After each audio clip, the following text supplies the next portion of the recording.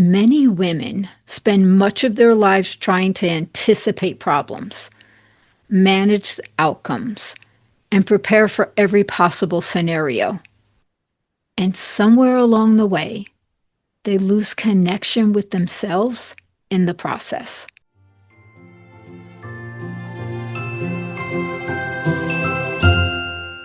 Hello, my friends. Come on in.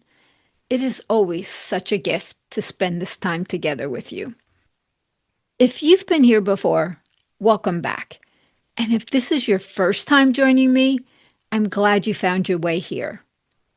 I'm Lucy Ann, and here at Amazing by Design, we intentionally take a pause from the noise and the busyness of our everyday lives, and we come together to have honest conversations about how faith intersects with our daily lives and what it looks like to live connected with God from the inside out, without pressure or performance. So if you can, grab your mug of coffee or tea and let's settle into today's conversation. I have noticed over time that many women, including myself, often move through life without fully realizing how often our minds are somewhere other than where we actually are. We are multitasking, we're anticipating, planning, mentally solving problems ahead of time, trying to stay on top of what might happen next. And sometimes we become so focused on managing life ahead of time that we barely experience the life we're actually living. Perhaps you have found yourself in that space more than once. I know I have. I've been reflecting on that a lot since returning home from a recent trip, because somewhere in the middle of all my travels, all the family time, the unexpected moments, and uncertainty, and even, yes, the lost luggage, somewhere between New York and Paris, I realized something profound. I realized I was finally allowing myself to fully live inside my life while it was happening. Let me explain what I mean. I recall specifically one morning during my trip. I was sitting outside the countryside chalet that we were staying at with our family. It was very early in the morning. It was quiet, very peaceful. And yes, I had my pot of tea beside me, sitting with my feet up, and I was overlooking the amazing countryside. And as I sat there, I realized I was fully embracing the moment. I wasn't rushing ahead mentally.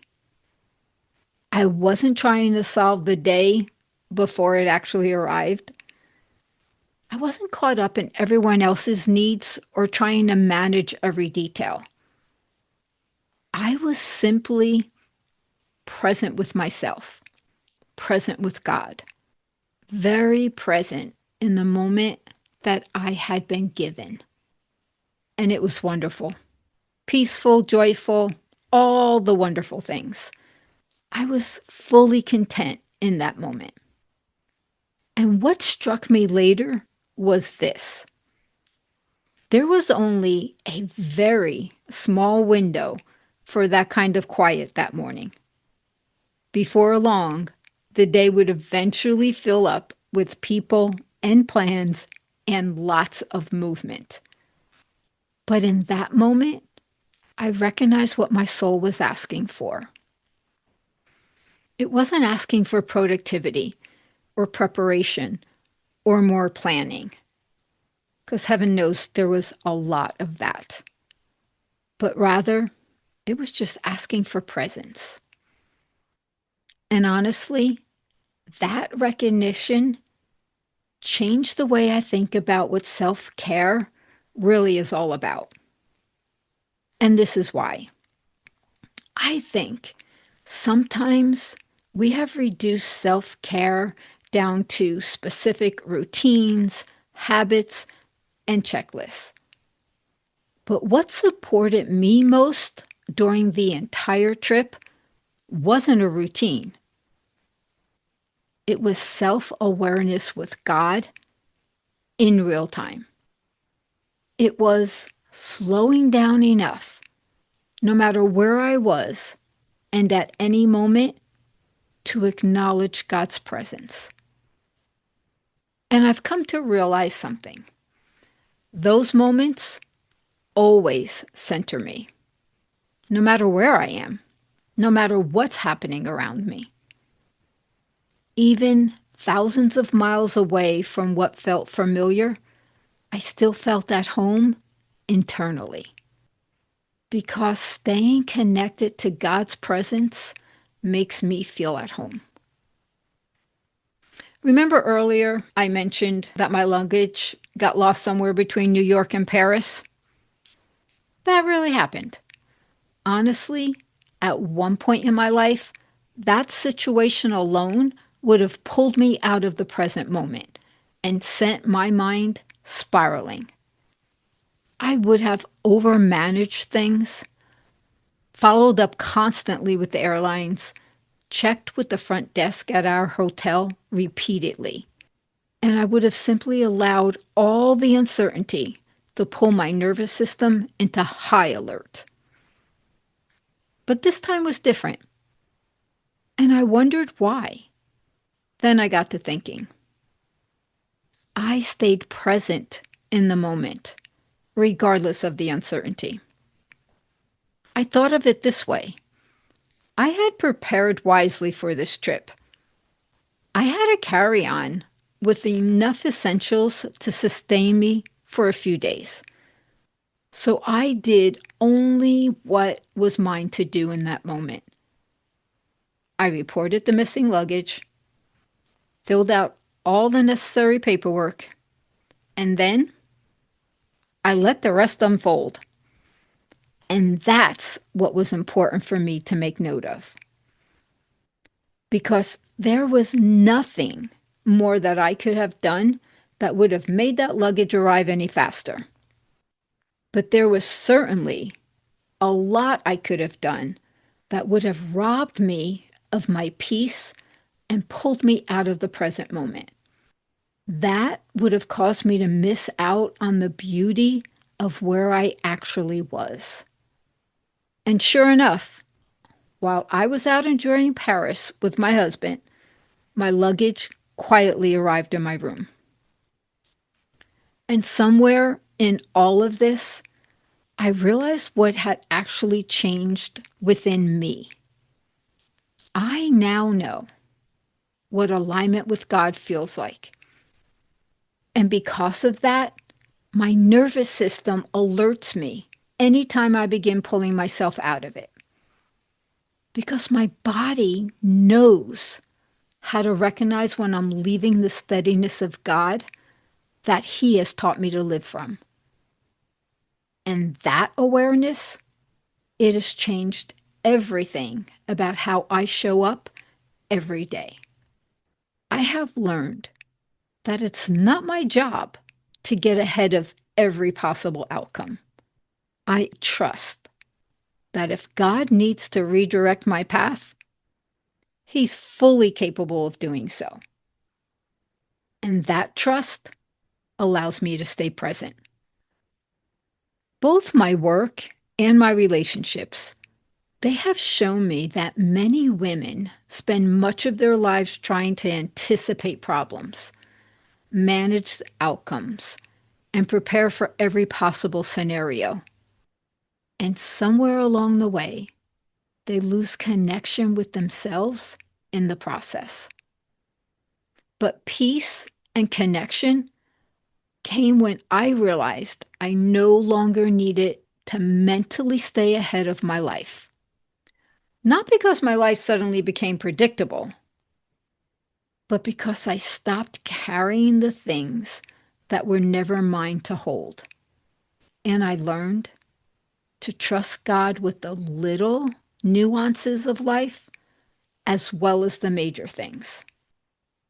God really does care about all the details of our lives. And maybe that truth alone is something worth sitting with today. Here's a question to reflect upon. Where in your life have you been mentally living ahead of the moment instead of fully living inside the one you're actually in? Not with judgment, just with awareness. As I bring this conversation to a close today, I want to share one truth that this trip reminded me of, and it's this: there is nothing that me and God cannot walk through together. And honestly, I found myself thinking often about the scripture in Isaiah where God says to us, "Do not fear, for I am with you. Do not be dismayed, for I am your God. I will strengthen you and help you." And that helps me realize that that's exactly what this experience felt like for me. Not that everything was easy, not that every outcome was certain, but that I was not walking through any of it alone. Not because I have control over the outcome, but because I've learned what it feels like to stay connected to myself and to God while life unfolds in real time. And life itself, well, it becomes much more beautiful when we stop carrying everything ourselves and simply return to the life we're actually living. And honestly, these are the kinds of conversations I think so many of us are quietly longing for right now. Not conversations that are filled with pressure to figure things out or quick answers, but spaces where we can slow down long enough to recognize what God may already be saying to us. If you're desiring to keep having conversations like this, slow, grounded, and spacious, you'll find me here each week. We gather in this space to slow things down, to listen beneath the noise, and to keep learning how to live from who we truly are. And sometimes these conversations, they naturally open the door to deeper healing, awareness, and growth. And if you feel led to explore this work more deeply, there's a link in the show notes where you can schedule a free call with me. It's there when the timing feels right for you. For now, perhaps this is a thought to carry with you as you step back into your day. Somewhere along the way, I stopped mentally living ahead of my life.